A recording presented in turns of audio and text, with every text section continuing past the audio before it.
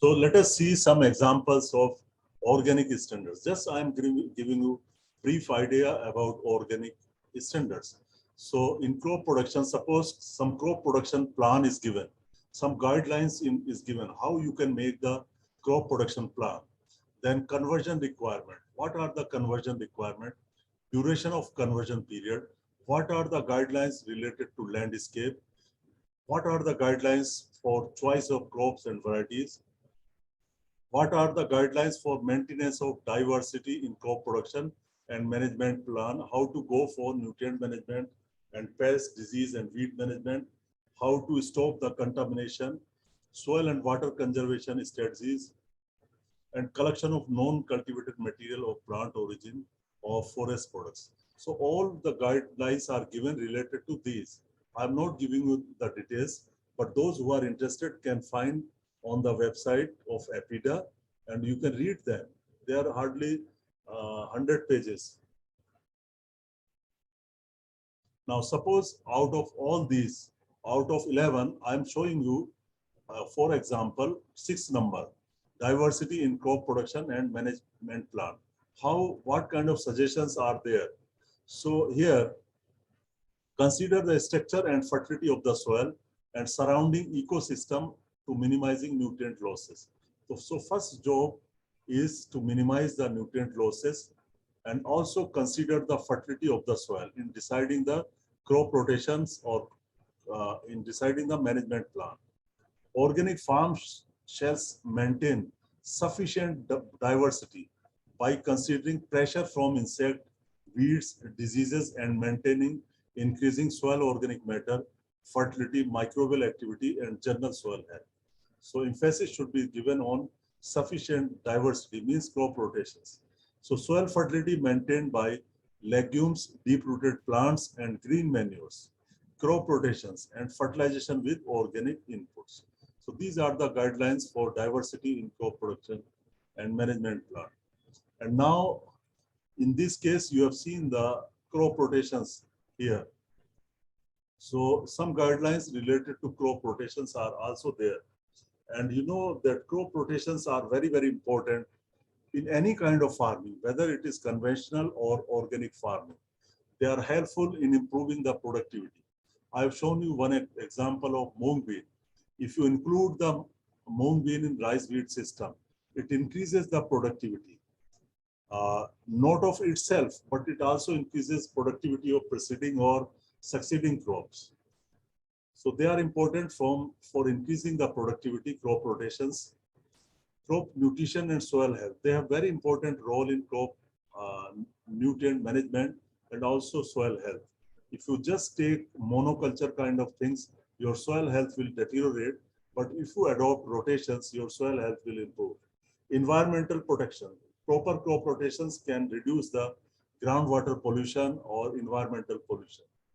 Crop rotations are helpful in your crop protection from weeds, disease, and insect pests. I think you must be knowing the role of crop rotations in insect pest control, weed control, disease control, and economics. So this part is completed, and we go to the next part.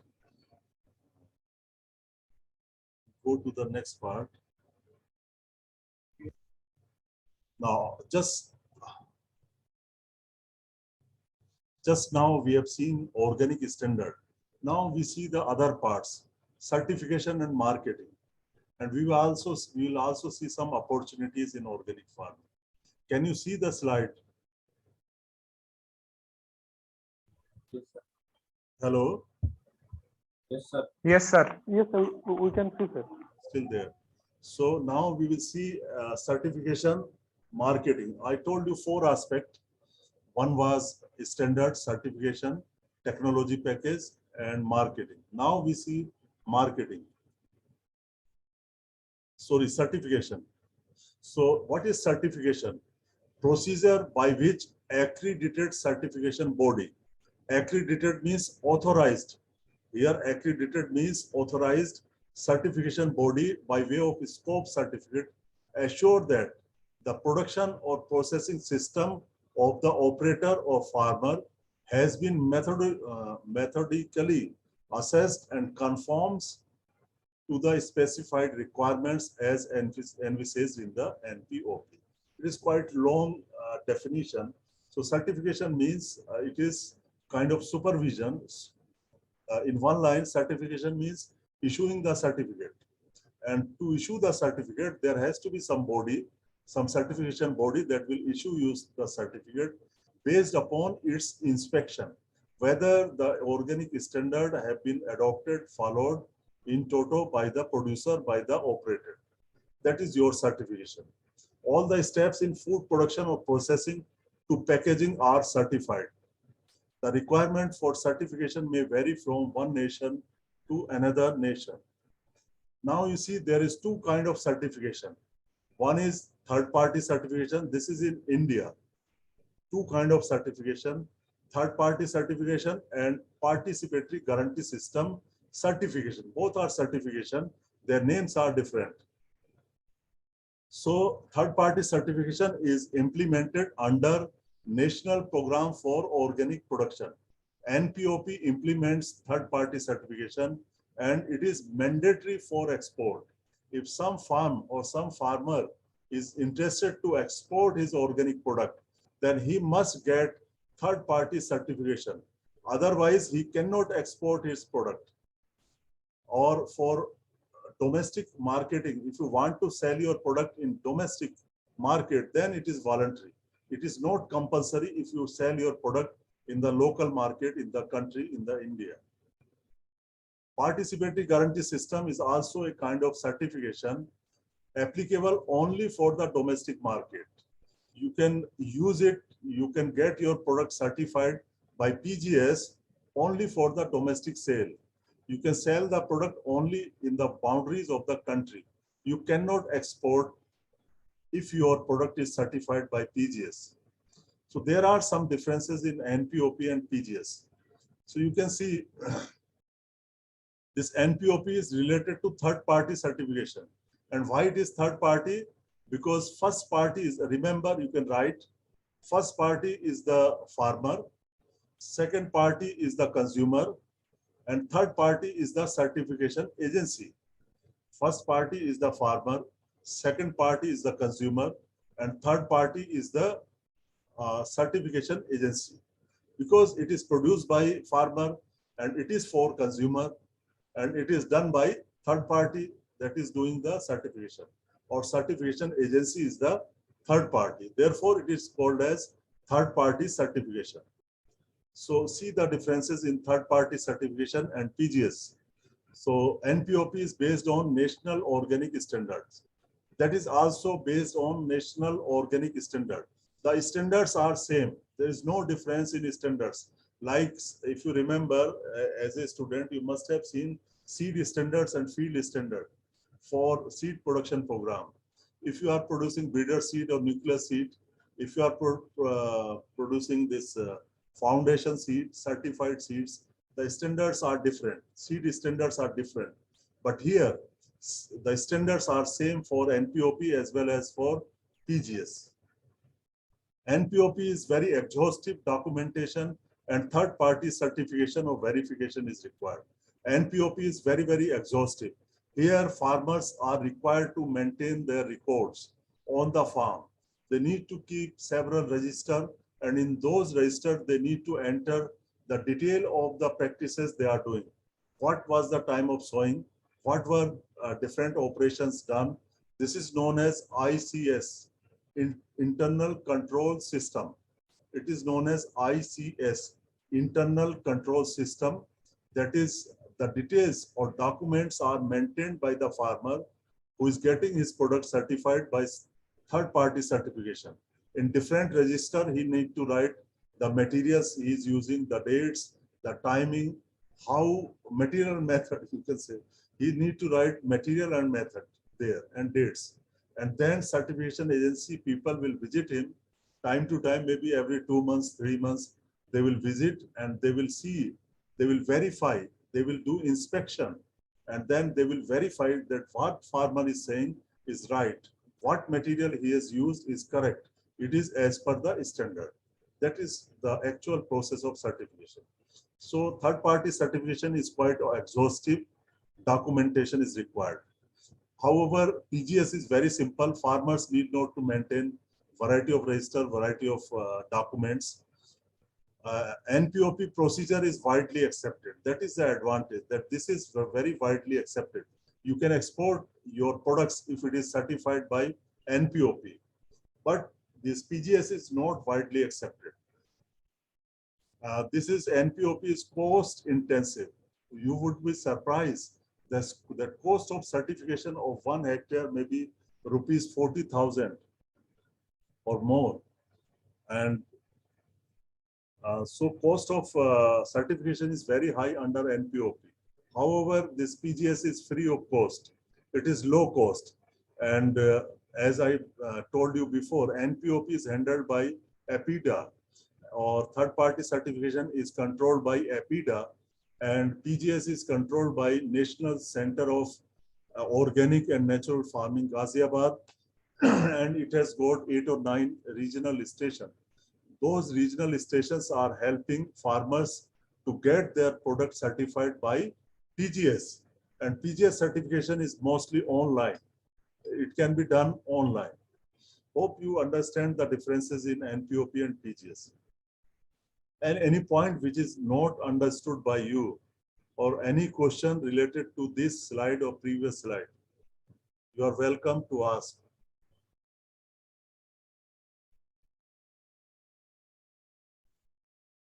Any clarification sought by you?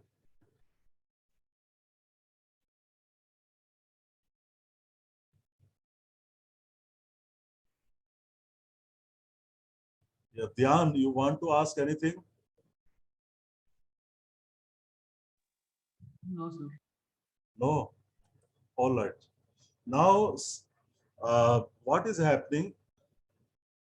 You on the right side, you can see the logos. The first logo is India Organic logo. This logo is given if you get third-party certification or under NPOP. If you get third-party certification, then India Organic logo will be given to your product. On your packing, you can put this stamp. And this is PGS green. This is for PGS, as the name is written. This logo will be stamped on your product during the conversion period. Because during the conversion period, your product is neither organic nor conventional. It is in between the two. So to compensate certain losses of the farmers, this product can be partly certified. The name is PGS India Green. PGS India Green. And then after 3 years, when the conversion period is over, the farmer will get PGS India Organic. The blue colored logo will be put, and that will be the true organic product. So what is happening? Why these logos are required? Because consumer can very easily identify that this product is certified by third-party certification, or what kind of product is there. In India, if you want to sell organic products, you must have all these 3 logos. If you want to export, you must have the first one logo, the India Organic logo. But what happened with the passage of time? The trust of the consumer was lost, and they did not trust the farmer. They did not believe the middleman that this product is genuinely organic, because most of the time certification is a certification certifies the process. It does not certify the product. Remember, certification will certify the production process, the transport process, the processing process, but it cannot certify the product. It will not test your product for quality. Certification process will not test your product for herbicide or pesticides. It will certify only that the process was organic, and process has adopted organic standard. So therefore, consumer were not happy. Then government came into the picture. Government said, okay, we will see that nobody sells the product without all these logos. Then the new regulatory scenario came in India. So now you read this, I read for you. These are the guidelines from FSSAI. Many of you might be knowing what is FSSAI. Food Safety and Standard Regulation. FSSAI, full form of Authority of India. Food Safety and Standard Authority of India has given some regulations, some official or legal binding in 2017, which were notified on 29/12/2017 and enforced from 1/7/2018.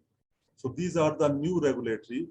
These regulations require organic food to comply with the provisions of National Program for Organic Production or Participatory Guarantee System.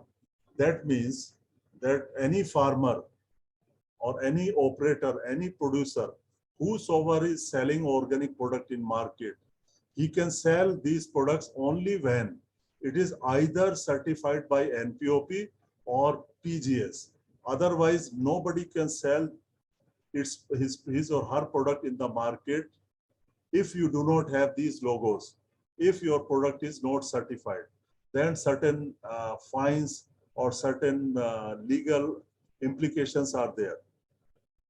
However, they have given some relaxation to the small farmers, that those farmers who are having annual income from organic production less than rupees 12 lakh. If their annual income through organic production is less than 12 lakh, they can sell their product without this certification.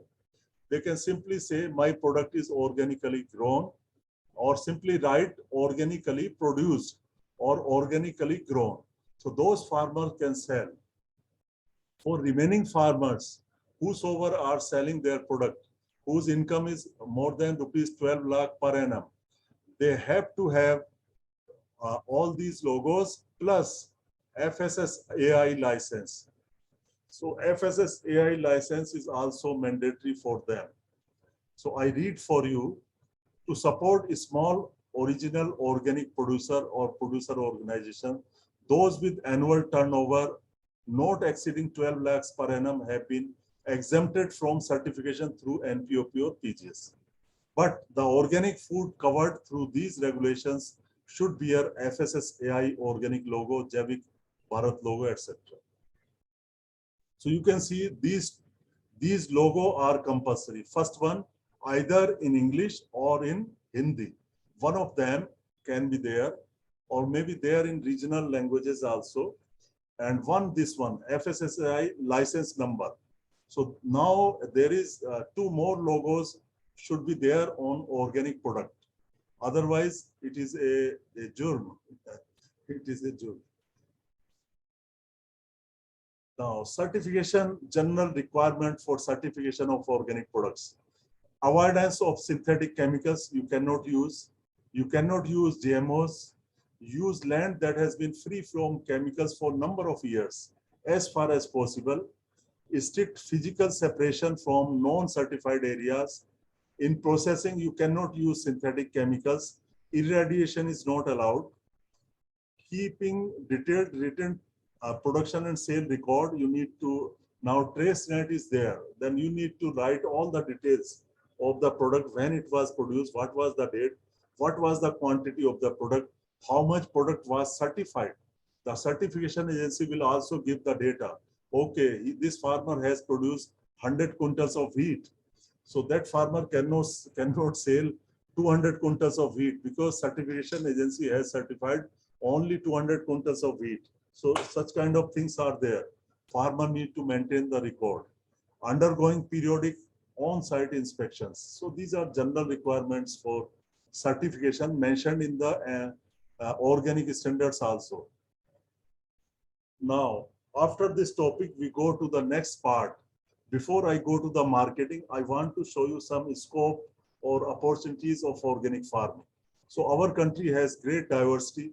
We have a lot of scope. We can produce any commodity at one particular point of time. We can produce mutton or peas round the year. We can produce the wheat round the year.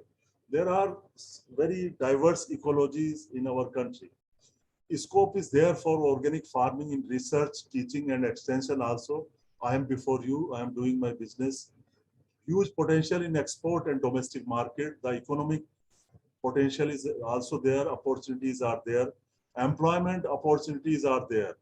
In organic seed production, organic manures can be produced. Many startups and new companies are coming to produce compost, vermicompost, biopesticides, organic fertilizers, biofertilizers, organic pesticides.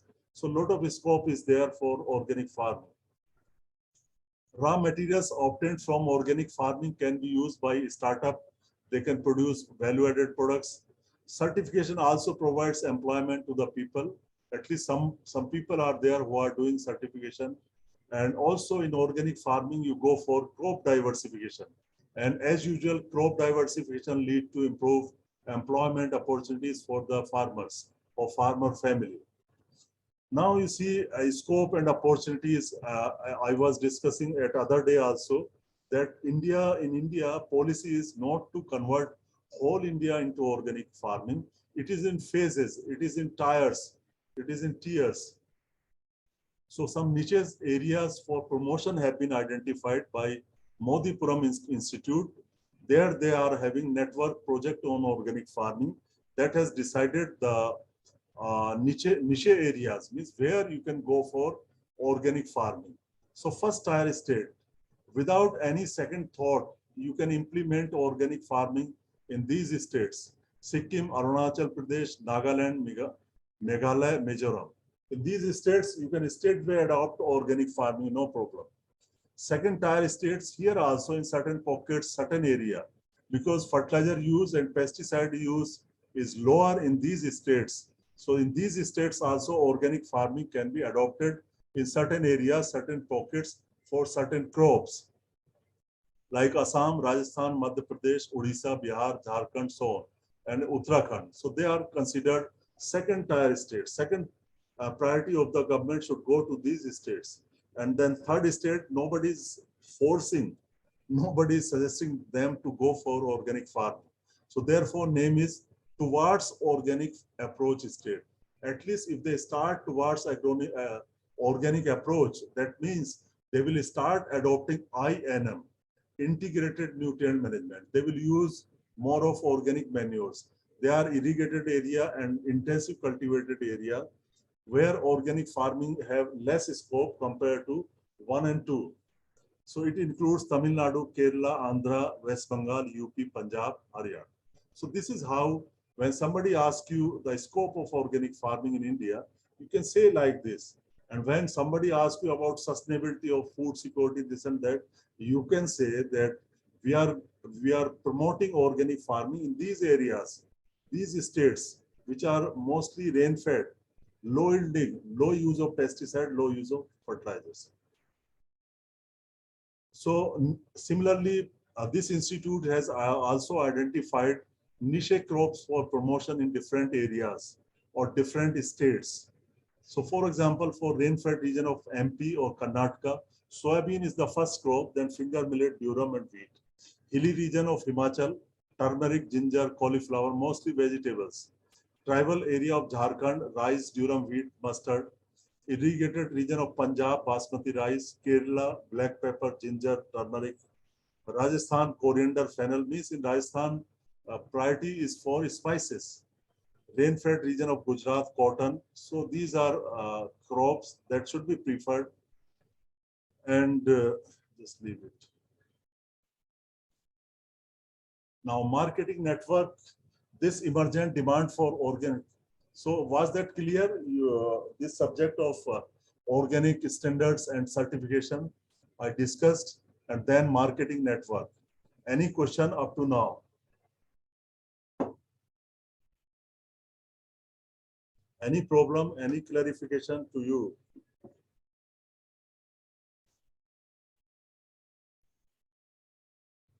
Hello, Indrani Saha. Are you there?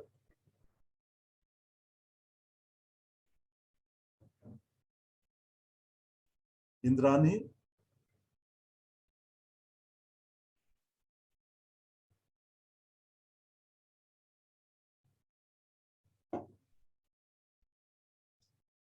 Shubham? Shubham? Yes, sir. Nimisha Alapati? Nimisha Alapati, are you there? Yes, sir. Yes, sir. Shubham, sir. Okay, Sugata? Good. So now in marketing network is very, very important. And there is marketing network is really very, very important. Everything will go in vain if farmers are not getting remunerative prices. So marketing network is no different for organic product. Almost same channels are available for the farmers as you have for conventional product. So of course he cannot go for, we do not have MSP for organic products. Government have not declared any MSP for organic product. They are in the private market, mandi and like that. So there are different models for marketing of organic products. Some farmers who are intelligent, they sell their product directly to the consumer. And sometimes they make contact with the consumers and they invite to their farm.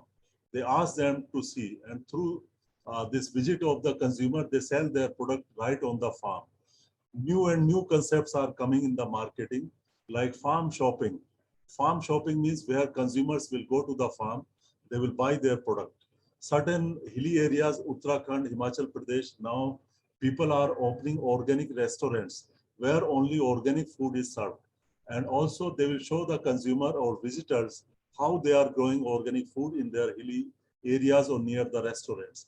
Consumer will get the opportunity to harvest the food items and they will be brought to the kitchen of the restaurant, cooked before the consumer. And then likewise, some people are developing picnic spots for organic farming near Gurgaon and Faridabad. I visited several places.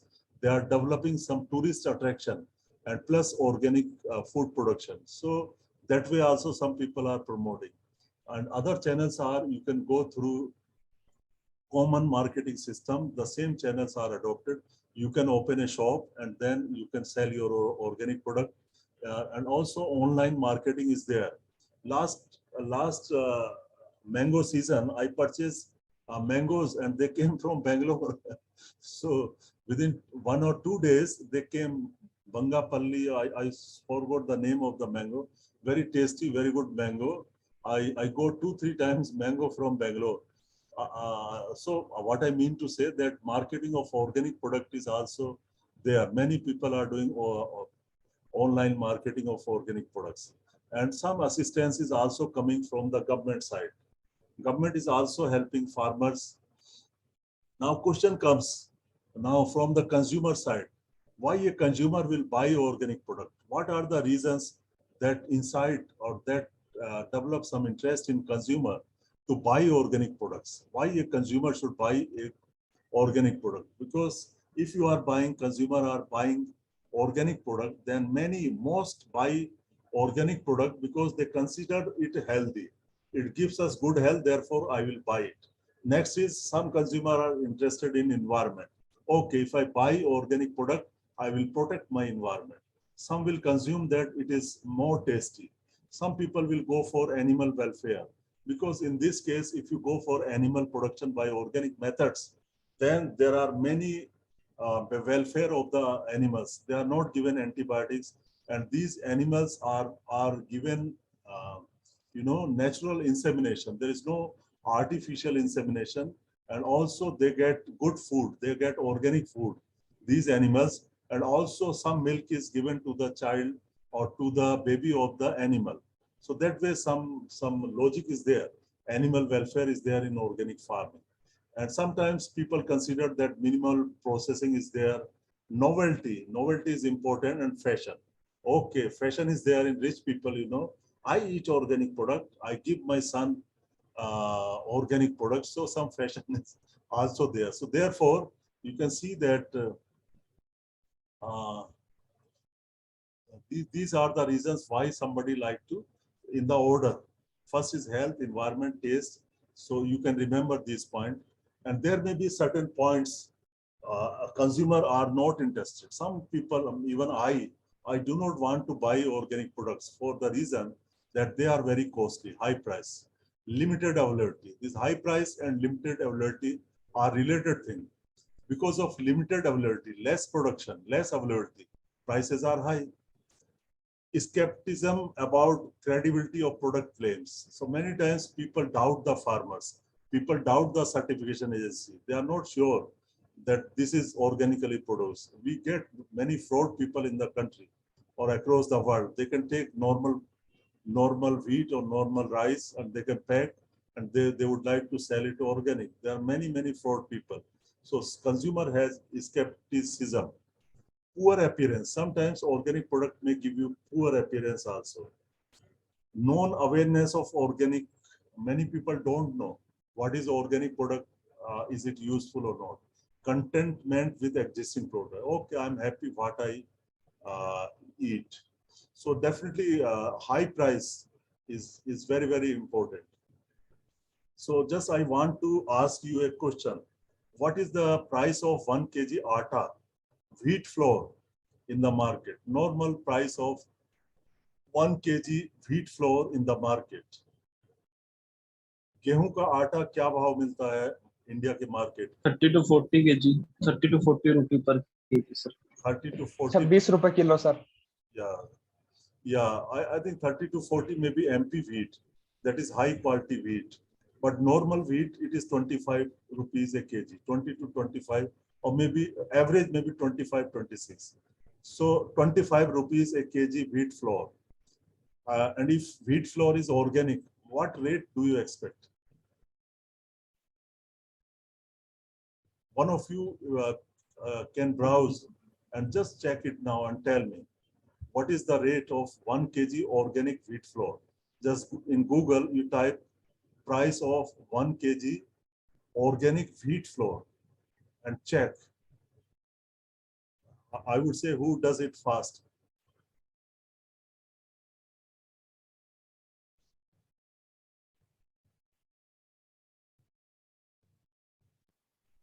Sir, it shows different prices according to different companies, but around 300 for. Oh yeah, you tell me. 300, 200, 700, 500, whatever is there, Yes, sir. 50 rupees, whatever is there, you tell me the range. Sir, I can see from 250 to 320. Okay, fine. Just I wanted And to it's like even around 900 also there. I think it's for 5 kg. Yeah. So, all right. Now thing is all right. Thank you very much for checking it. I wanted you to check yourself. So, can you imagine the wheat flour, which is normally 25 rupees, and you are selling 900 or 400, take 400, 300. Even 300 is too high. How many times it is high? And it will be wheat. It will be naturally wheat. Okay, it is organic. It will be free from pesticide and slightly higher protein content is possible. Slightly higher antioxidant is possible, but that may not be that worth. If I want antioxidant, I can take grapes. I can take colored grapes. Some pink grapes are coming in the market, or black grapes I can have. I can have 10 grapes. I will get antioxidant. Why I will buy 1 kg flour in 400? So one time when students were present in IRE Delhi sometimes back, I sent them to Delhi for practical class. I asked them to collect the prices of conventional product and organic product. They made a data table, and I found that rates were 300 times to say 1,000 times, not 1,000 times higher, 300 to 500 times higher. So what you can see, you can see Rajma, you can see pulses, rates are quite enormously high. So high price is there. And because of that, it is beyond the reach of common consumer. Now promoting input market. So government is interested in promoting the input market. Inputs are your biofertilizer, organic manure, and biopesticides. These are the three inputs, and government is helping in the production of biofertilizer, in the production of compost also, vermicompost also, under several scheme of the government, based upon the sharing basis. In some states, government has given help through Ministry of Agriculture for establishment of composting plants, vermicomposting plants, in some ratios. In some scheme, 3:1 in some scheme, 3:2. Some ratios are there between central and state governments. But government is helping production of compost, vermicompost, biofertilizer, and biopesticides, giving some loans also. But there are number of challenges for organic products marketing. Some climatic regions soils are not suitable for organic production. Use of only biofertilizer and biopesticide will be considered as less yielding compared to chemical fertilizers. So some limitations, some challenges are there in the marketing of organic products. And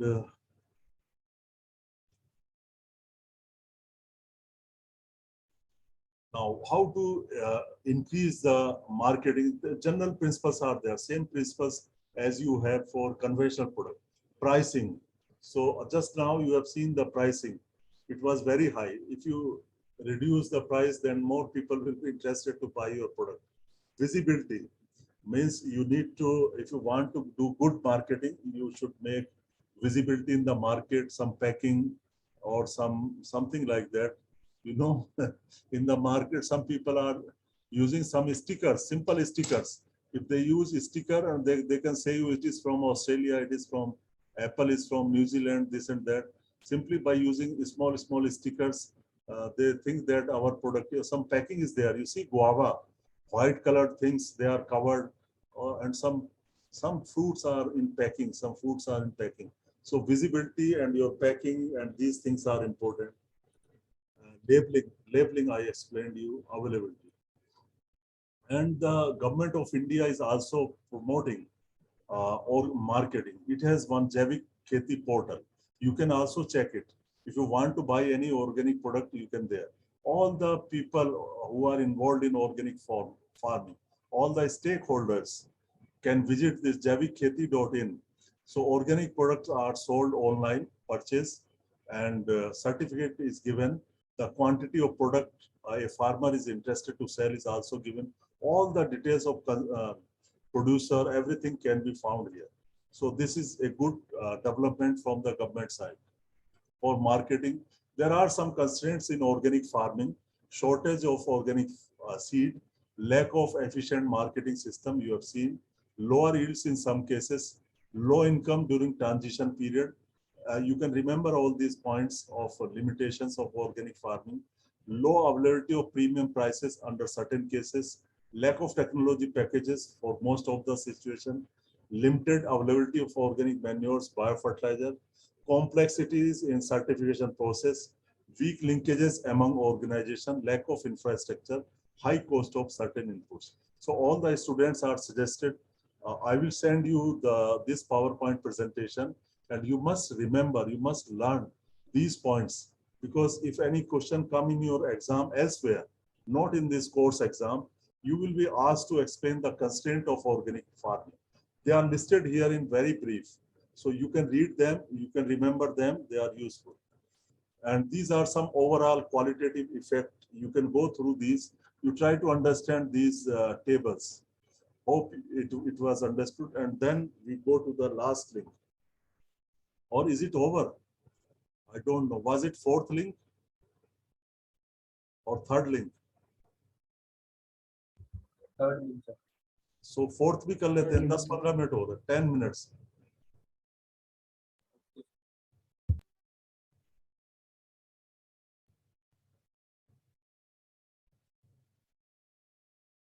So dear students, you are welcome in this class. Finally, we would like to discuss practices of crop rotations, nutrient management, and managing the insect pests and diseases. If you remember, there are four pillars or four components of organic farming: organic standards, certification, technology package, and marketing. Three we have covered. The fourth one is your technology package, or that is your practices. What practices are there in organic farming? So these four pillars are there. I have already explained to you. Technology package may include your choice of crops and variety.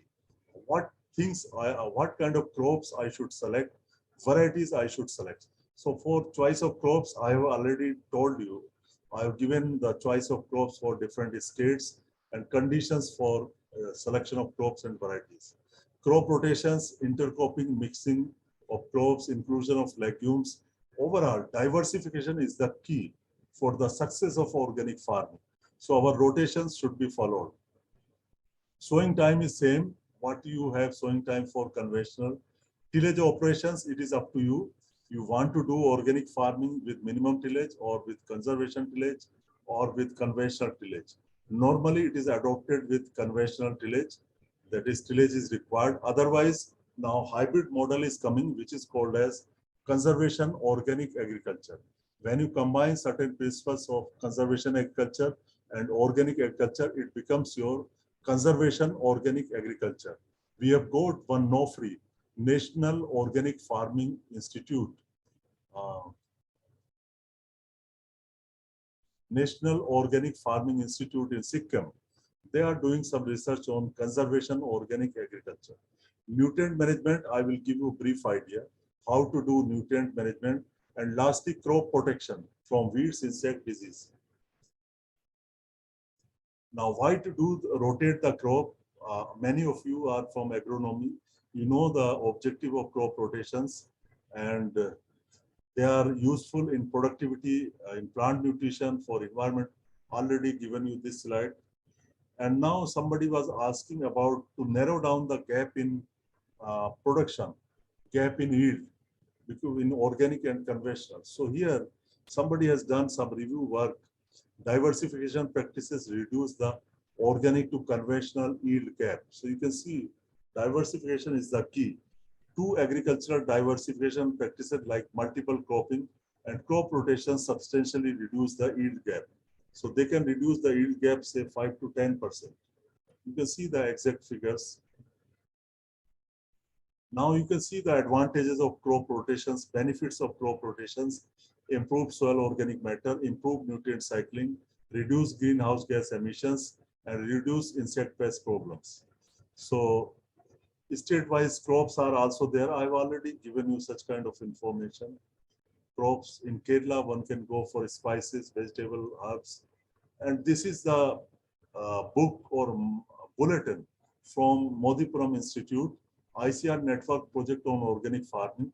This is freely available, anybody can say. So here the scientific package of practices for organic production are given. Suppose I want package of production for basmati rice, I can see this publication. I want for maize, I want for certain crop. So crop wise production package or technology is given in this publication. Anybody interested can see it. And crop rotation state-wise are also given in the same publication.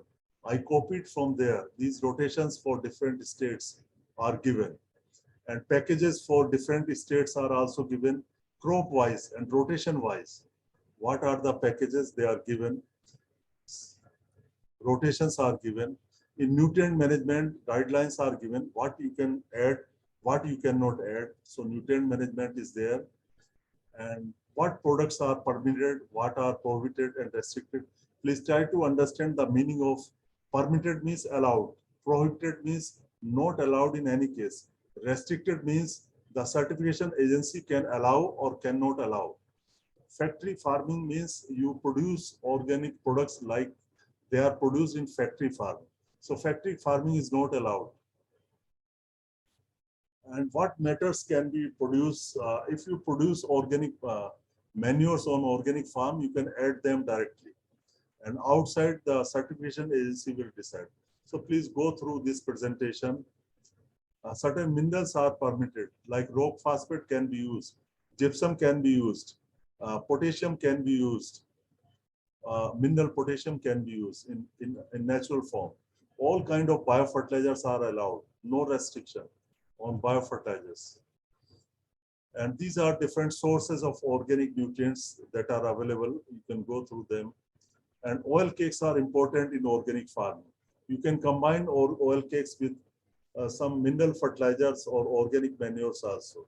Their CN ratio is very narrow, so they are useful. And you can see average nutrient content in oil cakes, 4 to 5%. You can say average is 4.9 to 5% nitrogen in oil cakes, 1.6 to 1.8% P2O5, and 1.4 to 1.5% K2O. So they have sufficiently better content of nutrients, they can be used. And certain oil cakes can be used as insecticide also. Suppose neem cake, if you use, besides supplying nutrients, it will also act as a insecticide. And constraints, there are a number of constraints for organic nutrients like limitation of organic manures, large quantity is not available, difficulty in handling because they are in volume, large volume, slow release of nutrients, losses of nutrients from manures, and so on. Now, for insect pest and disease management, you can go for integrated IPM practices. I have listed all the IPM practices minus pesticides, minus herbicide. Then it will become pest management in organic system. So tools and practices kindly go through these guidelines for insect pest management in organic systems. And this is push and pull theory. I have explained somewhere in other presentations in organic farming. You can see that you can explain it. Now my throat is not allowing me to speak more. Otherwise, I could explain you. If you are interested, you can send me email. I will send you the link of explanation of this push and pull theory. By this method, you can control stem borer and your striga in maize, in sorghum, and in pulse millet. They are similar crops. They are affected by stem borer and striga. So both can be controlled by intercropping with desmodium, and on the boundary you can plant Napier grass. So you should know what is push and pull theory of striga control and stem borer control in maize, sorghum, and pulse millet. For weed management, you follow all kind of approaches like preventive strategies. Dr. Das will be teaching you or must have taught you about preventive strategies, physical methods of weed control. They can be used. Cultural strategies can be used except herbicide. You can go for mulching or covering the surface, or in zero tillage in organic farming one can go, and weeds will be less. So this is all I wanted to discuss. Soil solarization can be done to control the weeds, and mulching can be practiced, and some allelopathy can be utilized in weed control in organic farming also. But thing is that we need to do some research work. Ready-made answers are not available at the moment, but it can be an option in future. Nutrient sources can also reduce the weed growth. Certain press mud or neem cake can reduce the weed growth in some crops. So some interaction is there in nutrient sources and weed management. And certain bioagents are there. Of course, their practical application is not there in organic also. But some examples are there for sugarcane, for chickpea. You have some bioagents to control insect pest. So Dr. Das will be teaching you. So thank you very much. Now I stop share and I welcome your questions. If you have any question, because time is, just let me check. So this is up to 7:45. Now we need to finish.